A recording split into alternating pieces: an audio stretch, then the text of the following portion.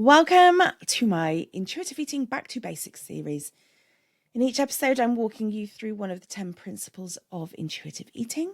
I'm helping you understand them a little bit more. I'm giving you a couple of questions that you can take away and think about so that you can figure out how these principles apply to you.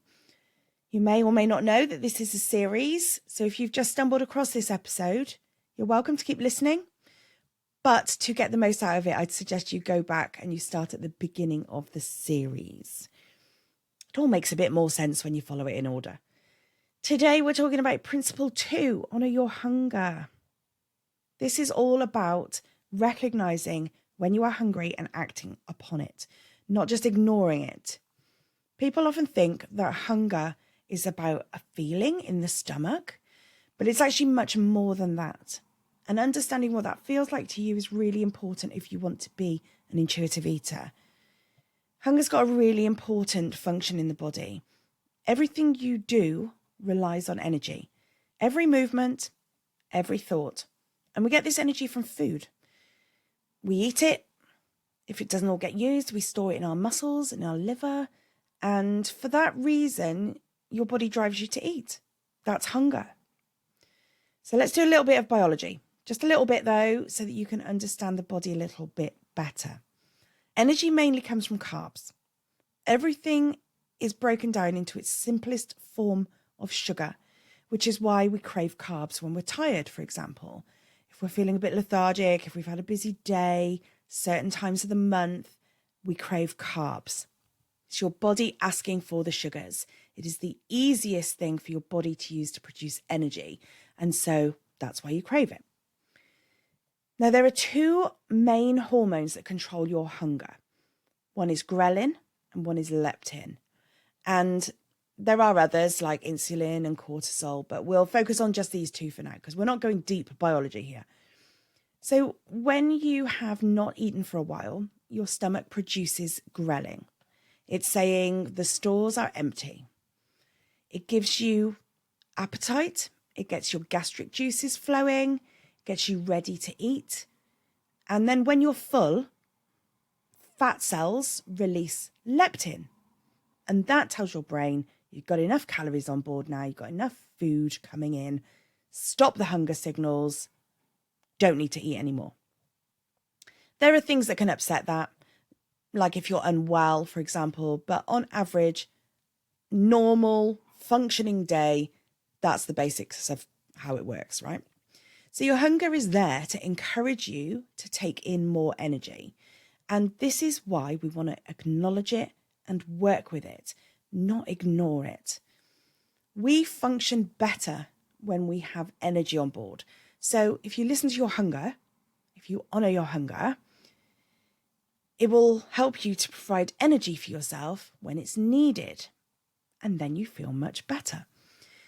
When we learn to eat intuitively, honouring the hunger and eating, we're teaching the body that it can trust us again. It's telling the body, it's telling your mind that we will not put it into a state of famine anymore, and that we will have food available when it's ready for it, when it wants it, when it needs it. Diets are just a form of famine as far as your body's concerned.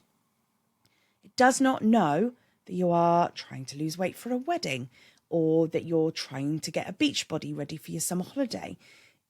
Your body just knows that you're cutting energy, you are restricting the amount that it has to work with, and it puts protective measures in place for you. And you have to build that trust up again.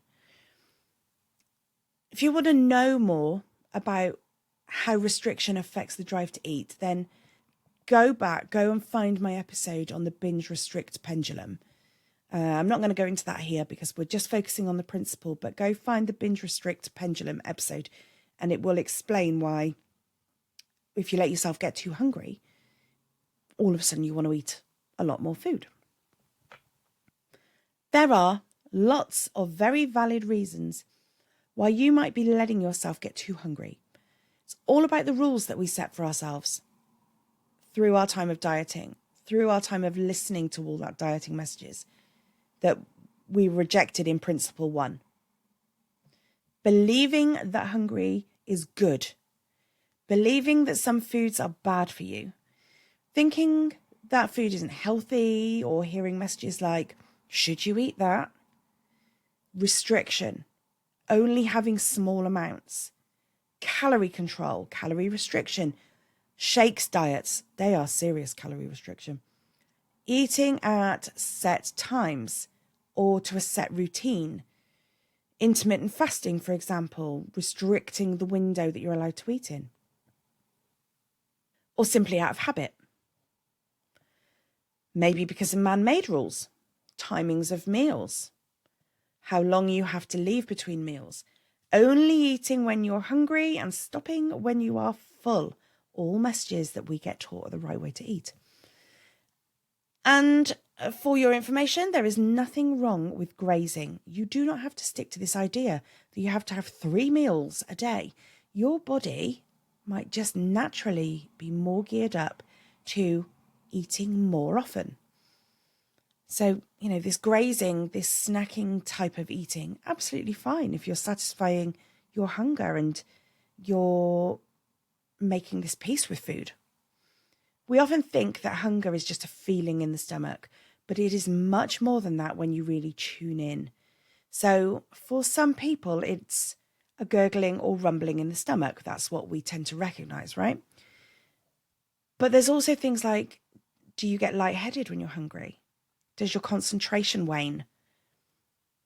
Do you have pain? Do you have physical pain? Does your mood change? Do you get headachy?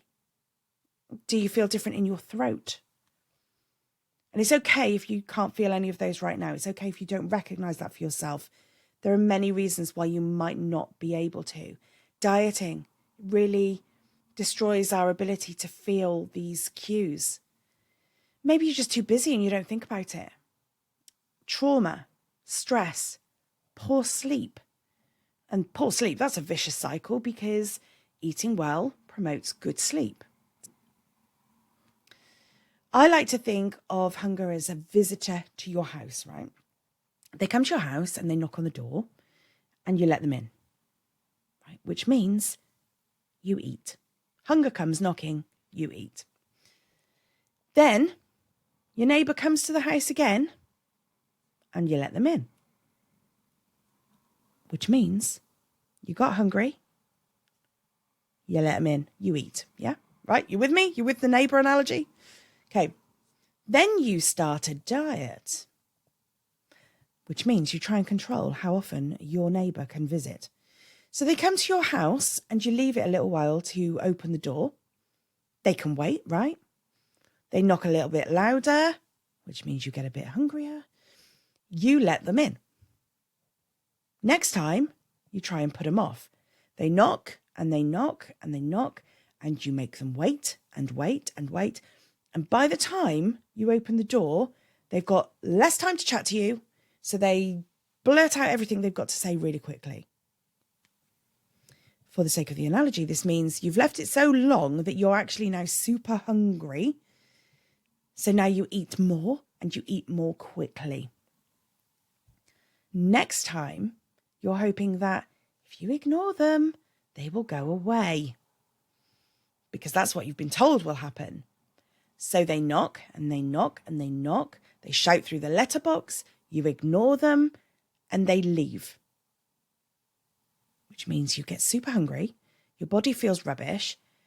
But eventually the hunger subsides because it gives up trying to tell you to eat.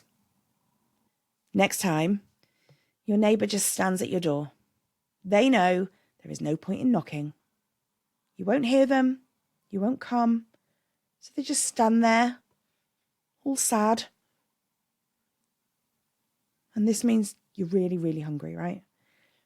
You've ignored all the signs for so long that now you can't feel them anymore. You've ignored them, they've gone.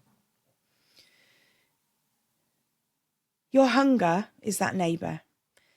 That neighbour needs to know that they will be heard when they call. You have to build up that trust again. And then after a little while, the neighbour will just have to tap on the door lightly and you'll let them in and you'll give them what they need. You'll have a nice time. But how can you learn to feel it? Eat regularly. The body runs out of carbs in about a 3 to 6 hour window. Sounds like a big window, but we're all unique. So for some, it might be 3 hours. For some, it might be longer. We're all unique, right? Check in with your body regularly to see how it's feeling and whether some of those feelings might be indicating that you need to eat.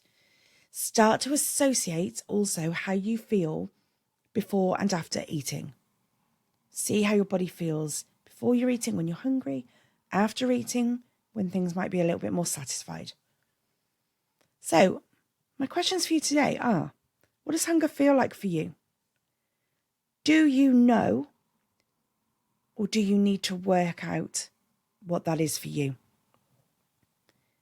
Think about what it feels like to have no energy and how it feels to have lots of energy. Compare the two. Try and figure out the sensations that you might look for when you're thinking about hunger. So take those away, think on them for a bit. Principle 2, done. I'll see you tomorrow for Principle 3, making peace with food.